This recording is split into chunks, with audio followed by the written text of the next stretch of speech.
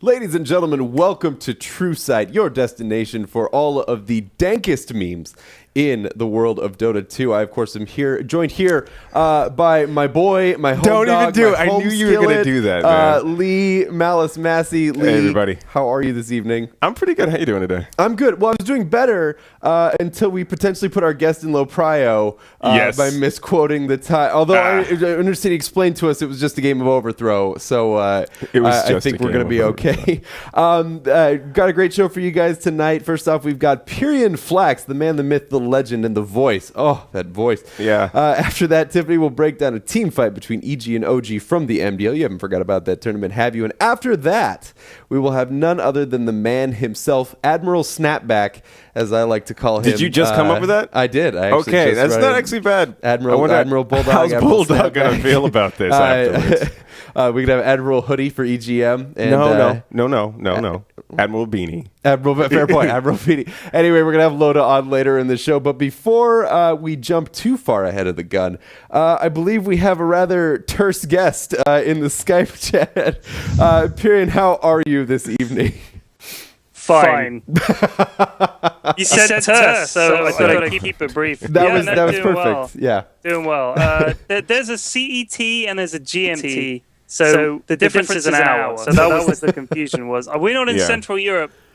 We're doing our best to stay out of that because that's the British way. We're an island. But even though you can swim the distance between Britain and Europe, that's it. We're nothing to do with you all. That's pretty much how it's been for several thousand years. I like that. I like that idea. Let's just leave them doing whatever they're doing. Do you say yeah? When we brought Mr. Ted Forsyth on the call, I apologized profusely, and then in order to try to cover myself, I complained about all the time zones in Europe. To which he pointed out that there are more time zones in the United States. We only have two. And there are the entire continent of Europe. It's GMT and Central Europe time. What are the Russians on the Russian time? Yeah, it's a completely different That's thing. Probably another hour ahead of that. It goes up and down instead of around in a circle. It just goes up and then back down. Anyway, that was great. Sorry. Welcome to the show. Please forgive us. Absolutely. Cool. So talk to us a little bit about what you've been up to lately. You're sort of a vagabond, I would say, and I mean that not in a pejorative phrase at all. You're sort of a vagabond in the Dota community. You sort of do your thing, and then you sort of go back and forth to sometimes you appear on a desk, sometimes you're doing some content. We saw Dirt Mall is coming back in March. Yes. Which Dirt I'm Mall really 3, excited the Winter about. Mall. Be ready. We're going to get 16 streamers, so we're going to do this. We in Slacks are getting the talent list together as we speak. It's going to be the same brutal Dirt Mall you love. Oh, my God. And we do love it. We do. It's great every year. Yeah. Or every now and then, whenever you do it. Now and again. You kind of do it whenever you want to. I will say, like you were saying, the fact is, I don't have my regular job is looking after my kids, right? So stuff that I can fit around them, like streaming in the evenings when they're in bed, or going to events when I can get cover for the kids and stuff.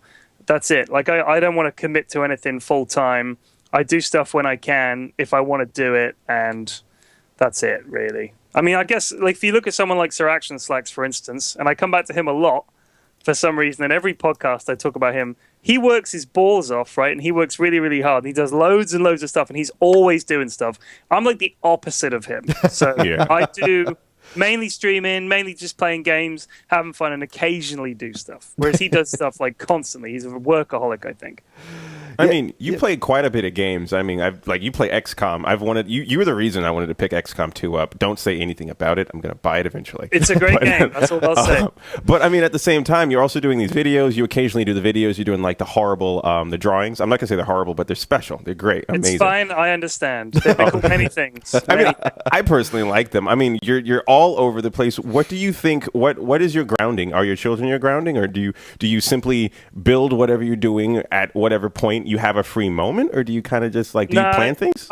I am deep down a very, very lazy person, and I was playing games way before I did any of this stuff. So this is like an interlude, really. And I mean, in next month I turn 40, right? So it's not like my life has built up to this point. This is just a weird thing that happened between me not working to look after my kids and looking after my kids and whatever comes next. So this is just like I know a lot of people have a career in esports and they're like, oh, I want to do this, I'm going to get into that, I'm going to work for this, and that's cool. Like, you all are young, you go do that. But I mean, my age, what do I say to the youth? People watch my streams sometimes and I have fun doing it and I like making videos and messing around and doing whatever I do. But every time I get invited to an event, I'm like, really? Couldn't get someone else? Just, that's fine. No, I'll do it. But I get it. That's fine. So yeah, it always a surprise. Like, I mean, I've been to the last 3 TIs. And I genuinely would be astounded if I made it to another one, like as an invite, because there are so many people on the scene now, and a ton of them are just doing loads of work that I think the stuff I do, like I do a major, like I went to Frankfurt, and I was really happy with the stuff I did, but then I don't think I'll get invited to the next 2 majors. So there's there's so much talent out there now compared to when I started that it's like, what are you going to do? It's tricky. Yeah, it's funny. I don't want me to stereotype you folks across the pond, but Too Good's actually very similar, because I have tried numerous times to lock down Too Good. I've interviewed him before. I think it was about Dream League specifically, and he sort of had the same mentality. I was like, do you want to come on, do an interview at a structured time and have a structured format? And he's like, no, man, I just do my thing. Like, yeah. Yeah, he does his thing. I mean, he's got James was one of the guys that really got me into the scene. Him and Bruno really helped out a lot. And then I started doing, like, Valve really liked my videos right from the off, which was really great. I mean, that made me very happy. And then the announcer pack and everything, and it sort of went really well from there. And since then, I've just kind of coasted, I think. Like, I haven't really worked particularly hard, and I enjoy what I do, but like you said, I have to fit this around something way more important, which is looking after my kids and everything. So it sounds weird, but I can't be that guy that gets up and just streams Dota all day and makes videos and content and goes to every event. Like, there's just no way. Mm-hmm. So I've never pretended that I'm going to be able to do that. This is all just a hobby for me that I fit around my real life. That's pretty cool. Respectable as well. I mean, the funny thing about it is that, like, everyone waits for the new PyrionFlax content. It's pretty cool because you've got. They wait a long time. We wait a long time. I mean, patiently wait a long time. Yeah. Honestly, all the guys that like, I go to events and stuff, and people come up and say, "Oh, I really liked your videos," and they got me into Dota, or they made me realize that it's actually fun. And that's the thing. Like, a lot of this stuff before I started, I'm not blowing my own horn here or anything. I'm just saying that there wasn't really an accessible angle to Dota, and that's why they did the Noobcast at TI4. It was still very serious, like, okay, this is what you build and you must lane like this, and everyone was like panicking when they weren't able to do it, because there's a shitload to learn. Like, if you don't play a lot of those kind of games, when I first started playing, I was like, this is crazy hard. Like, everyone's like, oh, you checking the minimap? I'm like, no, I'm just barely able to click on a creep. Like, that takes 100% of my attention. So I'm still trying to figure out what this fruit in my inventory does. This was way before the mango. This was like super long ago. So yeah, it's like spinning plates. Yeah, it's a hard thing, and I think a lot of people felt overawed by it. And I just wanted to say, look, this is still fun, and it's still silly, and it's just a game, and it should be fun. And a lot of people still don't get that. But I find myself now, 4 years into it, getting so mad about the game sometimes that it just drives me crazy. I'm like, there's something infuriating about it, and I think it's because it requires so much concentration to play Dota well. And when your teammates let you down, it's kind of like, if it's just, there's something about it, it's maddening. It's like trying to do a puzzle and someone's come along and just like knocking the table repeatedly, like flipping the pieces around. It's just like, this, please just stay back. I'm going to finish this puzzle in like 5 minutes. Just get out of my way, and then we'll be fine. And it's just an infuriating game, but I love it. I play it so much.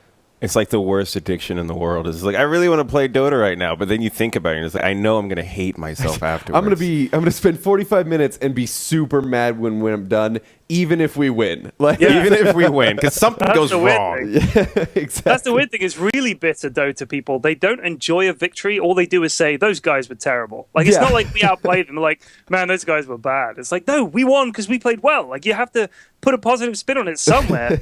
We lose because we got outdrafted, or the lanes were bad, or you should have done this, you should have done that. We win. Oh, they were terrible. Of course we should have won. It's like, it's only those games that you get, like maybe 1 in 20 games is like a complete 50-50 back and forth, and those are the best games, and it makes it all worthwhile. Those games where it's like mega creeps, just unbelievable. It's super late game. Those are the games that I love. But you just got to ride those out. You can't sort of stop to breathe in those, because there's no game like it, in my opinion, for those moments. See, League of Legends is the game where you need you got too many hugs from your mother when you were young, and you need all the validation in the world. So you get all these big shiny items without anybody denying your creeps. You get break turrets. You just do everything so much easier. And Dota's the game where you didn't get enough hugs from your mother as a child, and so you hate yourself, and so you play this game for 45 minutes at a time.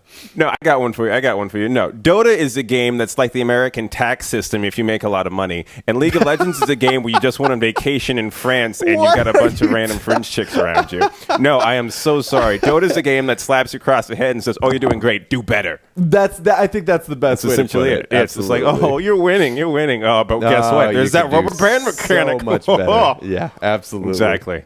I'm still bitter. I lost a match. Okay, here we go. I lost a match right before I got here, and I was playing as Jakiro, and you're doing great in the match when the Juggernaut on the other team ults just you. Like, I wasn't alone. He was just like, this guy, this motherfucker needs to die. But the Legion commander was just like, "Oh, I got this, guys." Goes in with half health and then gets knocked over. So then we lost. And that's kind of what you're talking about, Pyrion, isn't it? It's a game where everybody has to play their role so well that it's incredibly easy for even the best laid plans to be kicked asunder by a bad ultimate in the late game. I mean, answer me this question: why do we keep coming back to it? What makes a guy like yourself choose to make a game that incites that much anger a part of his life? I've got like over 4,000 hours in Dota 2. That's played, right? I mean, like, God knows, like, millions of games. Like, it just lose count. Like, I can still remember some of the moments and some of the games that I had, and that's the difference. Is I've played Counter-Strike, and I've played lots of, old games, going back to, like, I started playing internet gaming like 2000, 2001, and there are certain moments you can remember in games, and then in Dota there seems to be something about it, because it's so hard. It's way more rewarding than any other game, and when you play well, you know that you've been matched against people of equal skill, generally speaking. So if you're outplaying them, that means you have outplayed them. Sometimes you outdraft people, fine, that does happen. But I literally stopped playing all pick in the recent patch, because you just come up against an Invoker, and then they'll just pick all the OP heroes and just run over you. It doesn't matter. So we play like random draft and captain's draft and stuff, captain's mode. And we will just try and outpick them, and we'll come up with a good lineup and a good strategy. That's the only way to play it, I think. Yeah. But if you have balanced teams, it does come down to outplaying people, and it's not just reactions. Like, that's the thing. I've played Counter-Strike, and I'll just find that I'm just too bad and too old to have the reactions of these guys. So I'll be like, I've got this guy, my crosshair is right on him, and I'm just about to shoot, and it's like headshot. I'm like, I will never beat that guy. Like, it doesn't matter how much I practice, doesn't matter how I know exactly where to come around the corner. My reactions are just not good enough. They're just not. And I haven't played enough shooters. These people play Counter-Strike 50 hours out of 24. They're just playing. They're just glued to the screen. And their eyes are like bloodshot. They're 100% in that game. Whereas I'll try and casually play that game. So in Dota, as long as you have a rough idea of what your role is, like if you're a Shadow Shaman, say, everyone's like, just get your wards on the tower and just shackle somebody. I can do that. Like, you can provide something in a game. So I think on one hand, for newer players, you can just play your simple role pretty well, but then the skill cap on those heroes is infinite. Like, you can play any hero. I played a game with Puppy one time, where he just randomly got Venomance. He was like, yeah, fine, we got this. And it doesn't matter what hero he plays. Like, his skill is so high that he was just picking people up, killing them on Venom. He knew exactly what to do. And it's like the difference between me playing Venom and him playing Venom means that there must be a skill bracket between us that's just vast, right? Mm-hmm. And Dota is a game that allows you to be unbelievably good and still play what should be a fairly weak, supportish kind of hero and just dominate with it if you're good enough. And I think that's what keeps us coming back, is the feeling that when we outplay someone, we've actually outplayed them. It's not just we had a better gun or, we spent more money on the game. You've actually had to use skill and sort of strategy to do it. And I love it. I love it so much. There's so many moments I can remember, and so many games, and there's no other game that comes close in my book. Okay, back to something I was actually genuinely curious about. Since you've got a voice pack out, I bought the voice pack years ago, a long time Thank you ago. very much. Yeah, you're welcome for that cider. Anyway, do you listen to it when you play?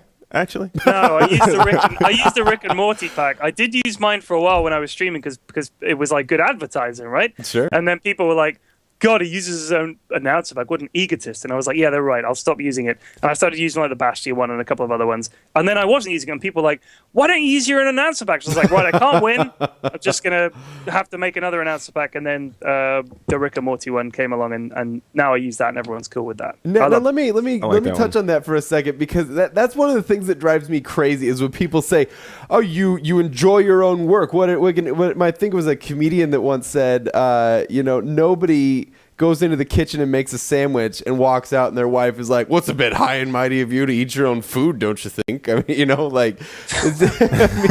if you make something and you're proud of it, there is a big difference. You're meant to eat your own sandwich. You're not meant to laugh at your own jokes, right? So okay, like, but were you laughing, jokes, or did you just like the pack? I mean, do you tell jokes to yourself all day long and like chuckle at them? So funny. Oh, go me! Like it's completely different. Right? That's called circle jerking. Exactly. That's exactly what it is. But I mean, I guess you're allowed to listen to your own Dota pack. I mean, like, there's got to. I don't know. I've never made one. That's not a common problem, though, is it? Yeah, it's not a common problem. Not everyone's going to be like that's a weird thing about it is a lot of people have tried to make them and not done it, and I think people think it's easy. You just record a bunch of lines and that's it. But there is actually a lot to it, and there's now Valve have, like, when I did it, they just said, "You're like our guinea pig. So just make an announcer pack and we'll figure it out." And it took like well over a year for it to actually come out.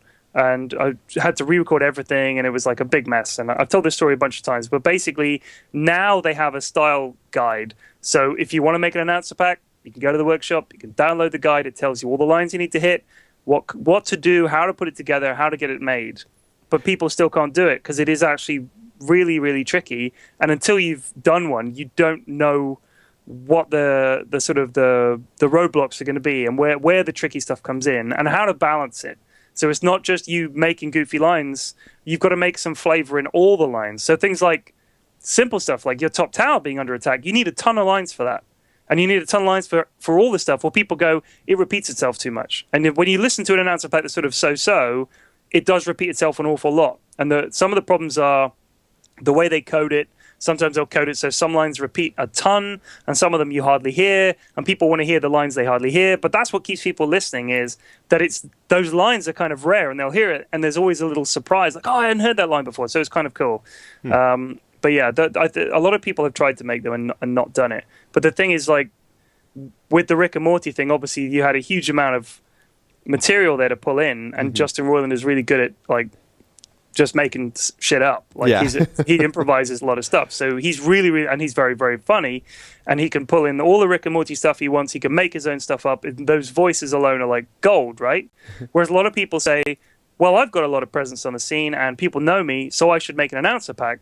But then they record their like 10 catchphrases, and then they have to try and fill a pack of like 600 lines or 700 lines with what? It's tricky. You need to have a lot of material to pull in, and that's why the Rick and Morty one really worked, and the Bastion one, because that guy's voice, the Darkest Dungeon one, I think is that out yet? No, the Darkest Dungeon I don't think so, but I will be instantly in my PayPal. Exactly. Yeah, absolutely. Because the guy's voice is made for it, like amazing, and all you have to do is just talk in that voice and say stuff with a slight Darkest Dungeon sort of flavor to it. I mean, the game itself, the narration in the game is unbelievable. Your tower's dying like the hearts of the impure. Like, my God, good job. There we go. Congratulations. That kind of stuff. So they just need to do that 600 times, and it'll be one of the best packs ever made. So I still don't think I've reached the bottom of the Stanley Parable one. That's another one that's incredibly deep.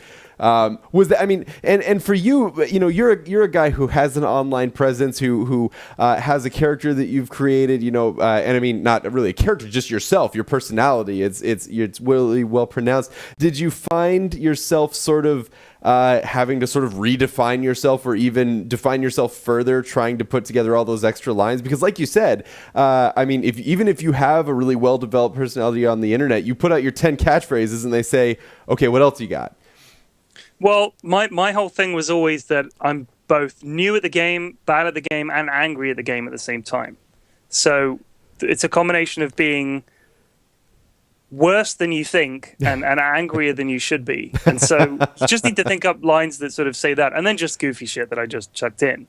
So like, I think if my pack came out now, it would look really, really bad compared to the Darkest Dungeon one and the Rick and Morty one and stuff like that. But it was one of the earlier ones. So it still had, like, it was still a new idea. And the only alternatives were basically the ones that Valve made that was just Storm Spirit saying a bunch of lines or whatever, and like the Dr. Kleiner one and stuff like that. And then you had all the flavor ones come in. People with no association with Dota whatsoever, but people just knew that the voice alone would make a good pack and that there was material. I mean, what connection is there between Bastion and Dota? None. Absolutely but it works as a pack. It works. What is the connection between Darkest Dungeon? None. But it will work as a pack. I mean, you know, Rick and Morty is the same thing. So I didn't have to do anything. I just was myself, and it worked in that time because there weren't any other packs around. And Dota was still new. It was still fresh. And the idea of having anyone outside the hero pool come in and say anything was still kind of original. So yeah, it worked at the time. But I think in terms of other people coming in, I know lots of people have tried to make them. It is difficult. You do need to basically either be a voice actor or just kind of get away with it, because you can't really say those lines and make them sound like you mean them. Like when you play, let's say you're a pro player and you make an announcer pack and you have some catchphrases, you need to deliver them in a way that people find believable. And it is a real difficult thing to do. Like, it is not as easy as just saying the line. People have to really like it. It has to be the way you'd say it. And a lot of people aren't used to performing like that. So it is tricky.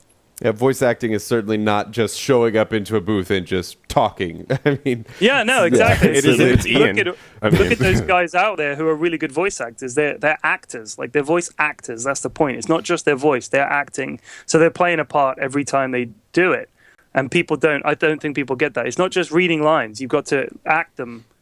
And that's the tricky thing. Yeah, and I'm glad that I got my pack out before anyone cottoned on to the fact that there are talented voice actors out there who can actually really do that. So, well, we're running a little bit short on time. One thing that I wanted to mention is that while you're talking about the voice packs, talking about your personality, and talking about how a lot of the announcer packs that are coming out aren't necessarily related to Dota directly, I mean, that's sort of what makes this game special, isn't it? Is that it's not just a game with lore and specific costume. You know, it's really not about the game, is it? It's about sort of the spirit of Dota, which I think you touched on, which is we're all worse than we think, we're all angrier than we should be, and we all play thousands of hours of this stupid game. I mean, yeah, I mean, the thing is, when it comes to cosmetic items, I think people still have an expectation that they will fit the game, and I do agree with that. I don't want to see, like, I don't know if you saw the video someone made of the bounty hunter throwing Doritos at people and stuff like that. Like, I mean, that's like the end result of unpoliced items.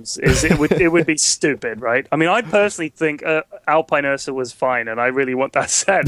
But I do think the fact that they've kept it relatively tight is good. And you saw the reaction when they came out with that. Whose set was it? Was it Skywrath Mage? The set that changed the colors and made it look like Legion or something like that? That recently just came out. Like, people are able to say, "Oh, it's easy to tell the difference." But if you're not a good player, I would easily fall for the fact, oh shit, it's Legion, because it's the same color.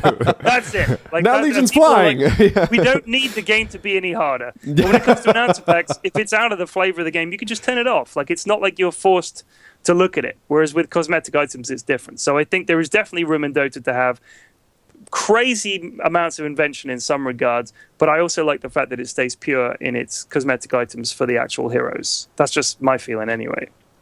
Absolutely. All right. One of the things I wanted to ask you about, Pyrion, was the fact that you've got a lot going on right now, and one of the things that was in the future going to be coming up was this thing called England. And